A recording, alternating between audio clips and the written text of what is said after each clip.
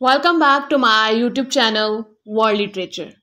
आज topic discuss करने वाले हैं वो है civilisation and its discontent by Sigmund Freud. आज जो हम ऐसे डिस्कस करने वाले हैं उसमें सिगमंड फ्रॉइड ने सिविलाइजेशन को डिस्कस किया है एंड सिविलाइजेशन के जो फॉल्ट्स हैं उसको डिस्कस किया है। अगर हम इसकी टाइटल के मीनिंग को देखें तो सबसे पहले हमारे पास वर्ड है सिविलाइजेशन का।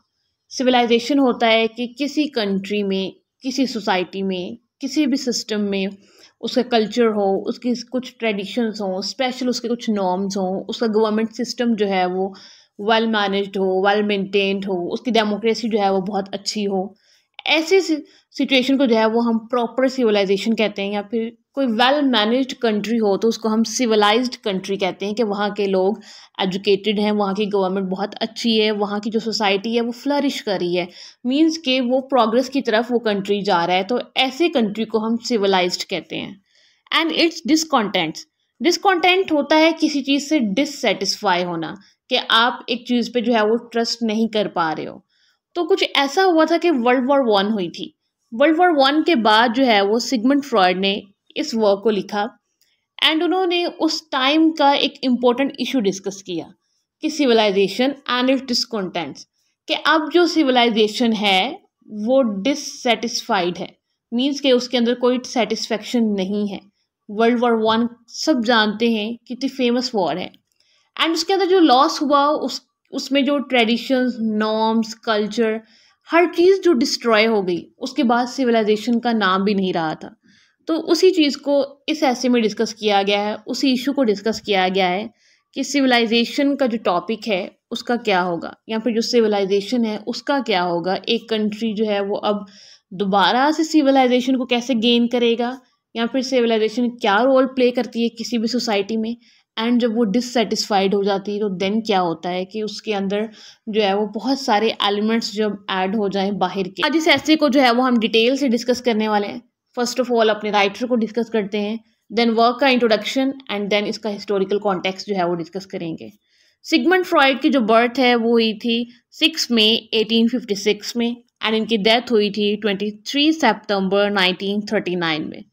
ऑस्ट्रेलियन न्यूरोलॉजिस्ट थे और फाउंडर ऑफ साइको एनालिसिस थे। साइको एनालिसिस थ्योरी अगर आपने नहीं पढ़ी, या फिर आपने अगर लिटरेरी थ्योरी में इनका नेम सुना होगा सिगमंड फ्रॉइड का, तो इन्होंने मेंटल डिसऑर्डर्स के लिए एक थ्योरी दी थी, जिसके अंदर जो है वो मेंटल डिसऑर्डर्स को ठीक करने के सॉल्यूशंस बताते हैं एंड जो हमारे साइकी से रिलेटेड प्रॉब्लम्स होती हैं उसको थेरापिस्ट जो हैं वो ठीक करते हैं अपनी थेरेपी के through.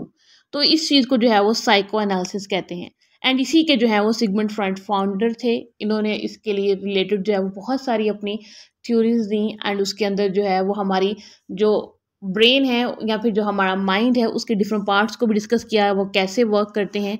And most important psycho analysis जो थ्योरी है इसके अंदर जो है वो अनकॉन्शियस माइंड को डिस्कस किया जाता है, कि एक तो हमारा कॉन्शियस माइंड होता है, एक सबकॉन्शियस होता है एंड अनकॉन्शियस होता है, कि बहुत सारी चीज़ें जो है वो हमारे अनकॉन्शियस माइंड में होती हैं, तो वो कैसे वर्क करती हैं।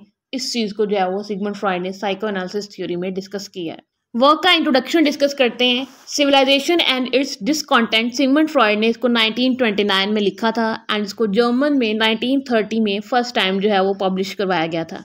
एंड इसको जिस टाइटल के अंडर पब्लिश करवाया गया था वो था द अनईजीनेस इन सिविलाइजेशन, कि सिविलाइजेशन में जो है वो जब अनईजीनेस आ जाए तो क्या होता है।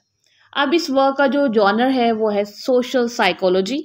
अब आते हैं इसके हिस्टोरिकल कॉन्टेक्स्ट की तरफ।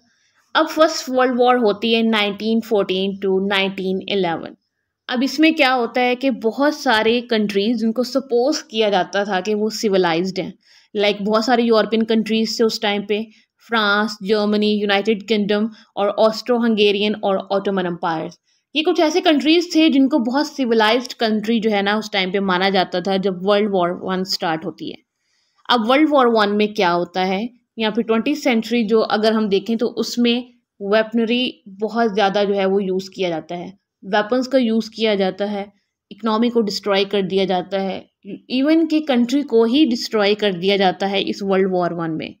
अनइमेजिनेबल स्केल पर जो है ना वो डेथ होती है, ब्लड शेड होता है, जो सोल्जर्स थे उनके लिए बहुत इजी हो गया था वर्ल्ड वॉर वन में वेपन्स को यूज़ करना। जस्ट उन्होंने मिनट्स में जो है वो अपनी गन्स को जो है वो रीलोड करना होता था और वो जो है एक दूसरे को जो है ब्लड शेड कर देते थे।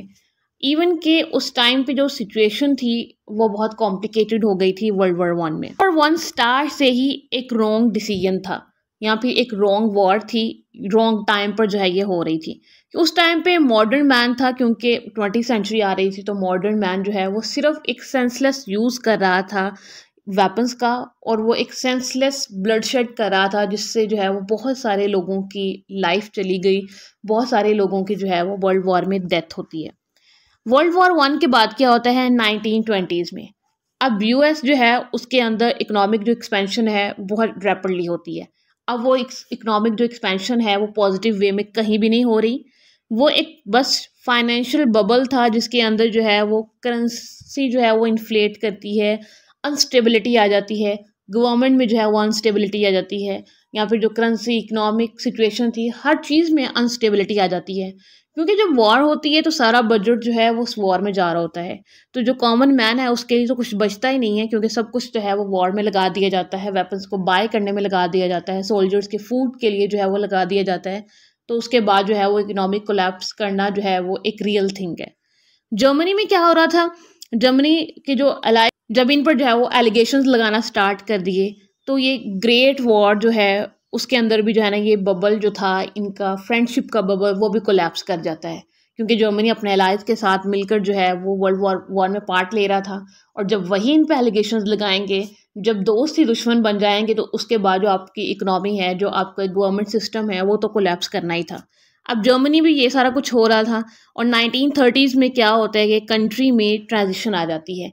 एक वेल मैनेज्ड कंट्री था, उसकी डेमोक्रेसी बहुत अच्छी चल रही थी, वेमर के अंडर जो है वो डेमोक्रेटिक रूल चल रहा था, वो चेंज हो जाता है Hitler's national socialist Nazi party में, और जिस तरह से जर्मनी का जो पॉलिटिकल सिस्टम है वो भी डिस्ट्रॉय हो जाता है।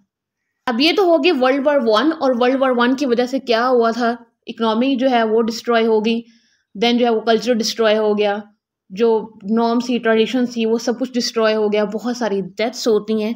फ्रॉड भी उस टाइम पे जो है ना वो जो है वो एनालिसिस कर रहे थे, और वो देख रहे थे कि ये जो यूरोपियन इंटेलेक्चुअल पॉलिटिकल इकोनॉमिक और जो सोशल ट्रांजिशन हो रही है, इसकी वजह से जो है वो नेशनल एंटिटीज़ का क्या होगा, जो इलेक्टेड गवर्नमेंट्स हैं अब इनका क्या होगा, और जो फाइनेंशियल इंस्टीट्यूशंस हैं इनका क्या हुआ।